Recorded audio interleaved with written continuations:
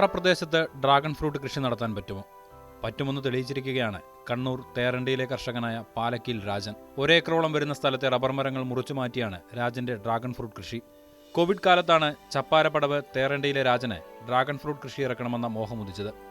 Rubber വിലയിടവും തൊഴിലാളികളെ കിട്ടാത്തതുമാണ് രാജനെ മാറി ചിന്തിക്കാൻ പ്രേരിപ്പിച്ചത്.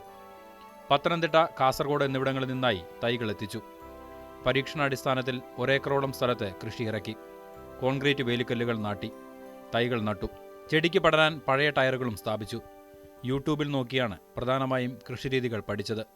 3 വർഷം കൊണ്ട് രാജന്റെ ഡ്രാഗൺ ഫ്രൂട്ടുകൾ വിളവെടുപ്പിന് ഒരുങ്ങിക്കഴിഞ്ഞു. Malaysian red, white dragon, Israel yellow, royal red, Mexican red തുടങ്ങിയ ഇനങ്ങളാണ് കൃഷി ചെയ്തത്.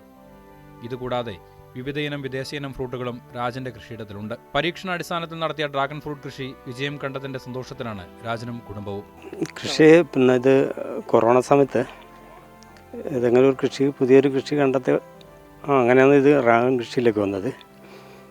ഇത് തൈ അന്വേഷിച്ചപ്പോൾ പത്തനംതിട്ട, എറണാകുളം അങ്ങോട്ടുള്ള ഏറ്റവും കൂടുതൽ കൃഷിയില്ലത്. അങ്ങനെ ആ ഭാഗത്തു നിന്നാണ് തൈ കൊണ്ടുവന്ന് കൂടെ തൈയാക്കിയതിന് ശേഷമാണ് ഇവിടെ കോൺക്രീറ്റ് പോസ്റ്റ് വാർത്ത് ഇതിവിടെ 8-10 അകലത്തിൽ കുഴിച്ചിട്ട് അതിൻ്റെ അകത്ത് കുമ്മായിട്ട് വെച്ച്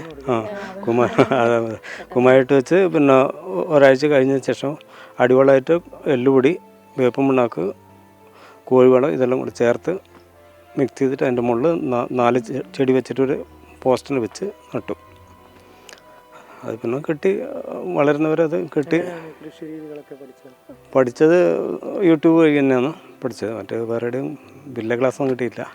പിന്നെ പരിചയക്കാരെ എടുക്കാൻ പോയി ഓരോന്ന് കുറേശ്ശെ മനസ്സിലാക്കും. ശരിക്കും പറഞ്ഞാൽ കണ്ണൂർ ജില്ലയിൽ തന്നെ ഇത്രയും വലിയ തോട്ടമില്ല.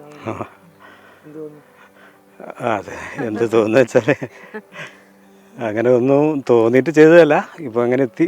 ഇത്രത്തോളം വിജയകരമാവുന്ന എന്നാൽ പ്രതീക്ഷ അങ്ങനെ തന്നെയാണ്, വിജയിക്കുന്നില്ല. സന്തോഷം തന്നെ.